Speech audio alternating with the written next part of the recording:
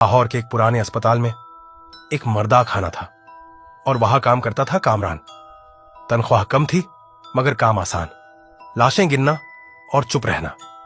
एक रात एक अजीब आदमी आया, चेहरा नकाब में, आवाज जैसे गहरी कब्रें बोल रही हो। उसने कहा, मुझे हर हफ्ते एक नई लाश चाहिए, ताजा हो, खामोश हो और कोई सवाल न करे। कामरान ने पैसे पकड़े और काम शुरू कर दिया।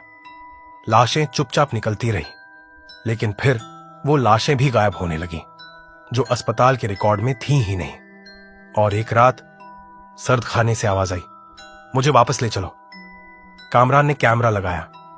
अगले दिन जो वीडियो देखी उसकी रूह कांप गई। वही नकाबपोश एक लाश के पास आया, लाश की आंखें खोले और जैसे उसके अंदर से कुछ निकालकर थैले में डाल लिया। लाश का चेहरा जैसे वो जिंदा होकर दोबारा मर गई हो। कामरान ने फैसला किया, सब छोड़ दूंगा। मगर उस रात आखिरी लाश लेने गया तो सर्द खाना खाली था, सिर्फ एक पर्ची थी, अब तुम्हारी बारी है। अगली सुबह सर्द खाने में एक नई लाश मिली।